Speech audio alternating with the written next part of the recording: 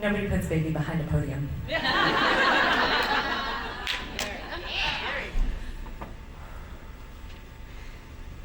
My natural state is extremely strategic and extremely motivated. Anybody ever take those personality tests like Myers-Briggs or DISC or how many? Yeah? Yeah. Well, I was that 1% way over in the far corner. Extremely strategic, extremely motivated. I was the perfect making for a tyrannical leader. And it became really apparent when I got my first job after graduating engineering. They nicknamed me the Bulldog.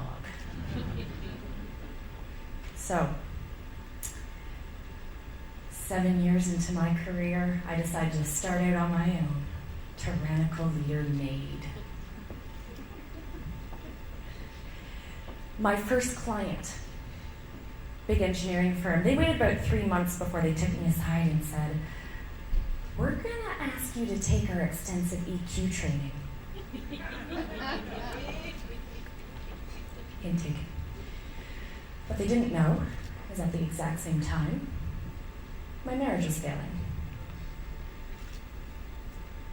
1 year into my marriage, because I had spent my career, my time in education, building up walls, protect myself, not show up with emotion, to be the career woman I thought I needed to be.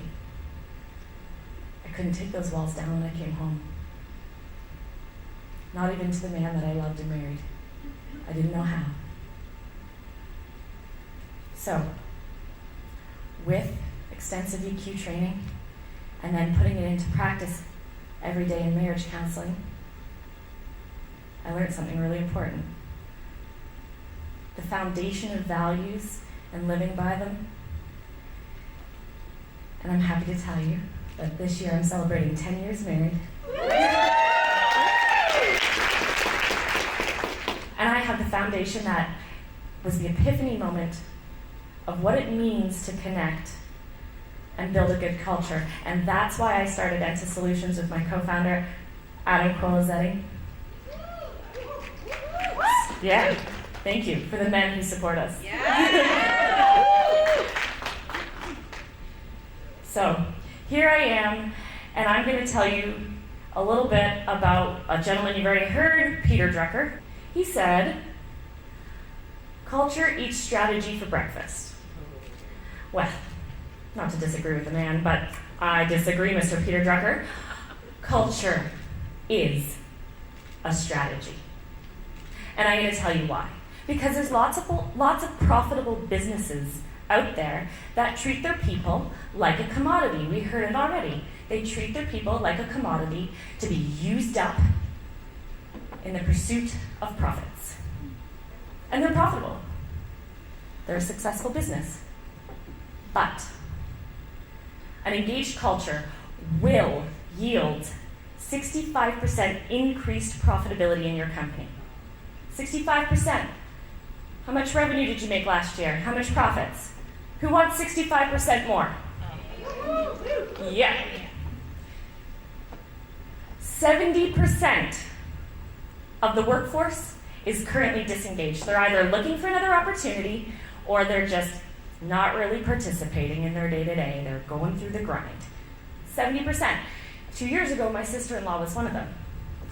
She got acquired in her business. She loved working for a company. They got acquired by a big business, and she was completely disenchanted with the culture.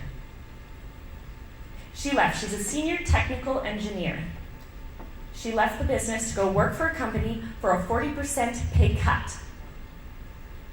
Culture is a strategy. The cost to replace a senior technical person, to build a resume, to put it out there, to hire, to interview, to review all those resumes, to select, to ramp up. Any guesses? How much? $160,000.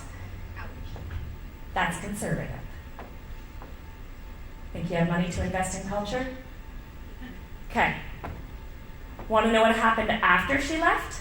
20 more people followed her out the door. That was a $3.2 million culture ouch to that company.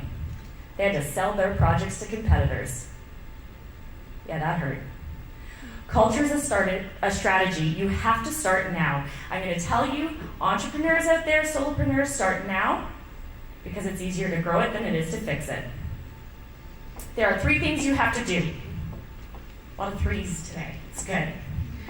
First thing you're going to start with, you're going to define your culture with such clarity, such utter clarity that you know how it shows up in actions and behaviors, and you can think about how you're going to see it.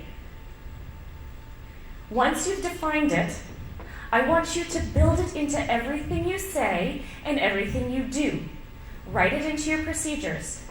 And please, ladies and gentlemen, please, when you write a procedure, it does not need to be boring. I don't know why, when we put on our procedure hat and we start writing how we're going to do stuff, we become the most boring people in the world. Stop it now. You are all fun. I have seen it. Make your procedures fun. When's the last time you enjoyed reading a policy or procedure? Who said it had to be boring? Stop it, okay? So as entrepreneurs, we know we're wearing multiple hats all the time. I call it the Mad Hatter, okay? Lead of sales, you. Head of BD, you. Operations, a you. It's all you. Hi, it's me. I'm the problem. It's me. Why I say to define it now, even when you're a solopreneur. When you have that clarity, your values, you know what they are, and you're getting ready to take off that hat and give it to somebody else. If you don't have the procedure, if you don't have the step-by-step process, if you can explain to them at the very least your values and how you make decisions and what's important to you, they will make better decisions for you. They will fill that hat and they'll carry your torch for you. That's why you need to define it now. The other thing that's really important is know your client values. We heard earlier today talking about love language. That's your love language for your clients. It's their values. Speak to them with their values. It's going to mean a whole lot more if you say, I know that quality is one of your core values, and I respect that. I wanted to make sure we took that piece of information and put it through a second set of eyes so we have it perfect for you. You'll be having it tomorrow. Much better than, yeah, we're going to be a day late. Speak to their values. That's their love language. Talk their love language. Second thing you want to do is you want to live it. If you don't live your values, it's never going to get into action. It's going to be a huge disconnect in your business. There is a group of marketers sitting around a table arguing. They're picking what letter font to put on their big new office wall. You know, it should be Arial, Times New Roman. No. Got some graphic designers in here. The CEO walks in and goes, what's going on? They start arguing and trying to get his buy-in on what to do. Finally, he looked at them and said, it's not the wall's job to hold the values up. Culture is a strategy. They left the wall blank. And they told everybody the story. A few months later, a little sticky note showed up on the wall. One of the employees had written how they had shown up with the value. A week later, a couple more. That wall is filled with sticky notes on how the employees show up with the values. Much more powerful than some printed lettering on a wall. Live it. I'm going to try my hand at some graphic design myself over here. Yeah. Okay. This is called the culture quadrant. Got it? Got it. Okay. X-axis. Align with your values, don't align with your values. High performance, low performance. Over here in the top right-hand corner, who can guess what I'm drawing? Let's see. I'm not an artist, guys.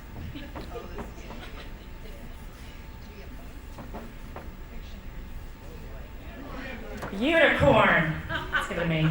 Ah, these are your unicorns. Oh, thank you. He needs an eye and a smile. There we go. Your unicorns. Man, they're high performance and they align with your values. These guys are great. Over here, see if you can guess what I'm drawing. Okay, ready? Here. I don't know. That's what it's Ice cream? Microphone! Yeah. Come on, get an ice cream. Yeah. It's a microphone. Okay, these are your idol contestants. All right? They live by your values, but you know, they just need some help, man. You know, a little Simon Cowell in there. Lift them up. Give them an opportunity. Support these guys. They might be your star players one day. These guys, super easy. How's that? I don't know. Anchor. Yeah, they're holding your ship back, man. You're not going anywhere. It is okay to self-elect people off the bus. It is okay to inspire these people to leave or to get rid of them faster than that. It is okay. They're going to have a better fit somewhere else. They're going to light up somewhere else, and that's good. Okay, this is the hard one.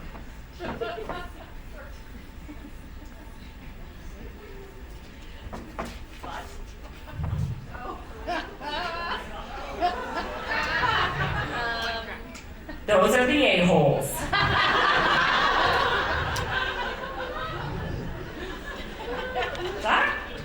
We've all worked with one or for one. And they're the hardest to deal with because, man, they get the results.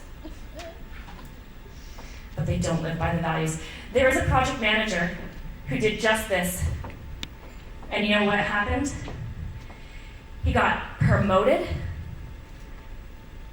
Leadership loved him, and 5 people left while he was there. $800,000, but that never got put to his project performance, did it? No, that was HR's problem. Lastly, I want you to grow it, okay? Invest your values back into your people. Give them the opportunity to grow it. It will save your company, and it saves mine. When a few clients came and they couldn't pay their bills, we couldn't make cash flow. We couldn't make payroll. We didn't have the cash flow happening. It'll happen in your business. It's a fight between capacity and cash flow. Capacity or cash flow. So what are you going to do if you don't have the money to pay your people?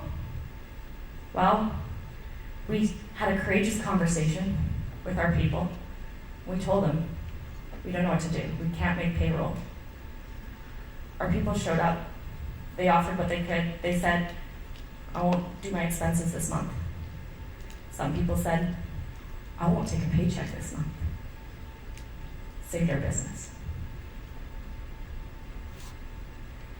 And we were able to grow because they were willing to be with us in that vulnerable moment. And they represented it, and we recognized them for it, and it was hard. It was hard to have that conversation.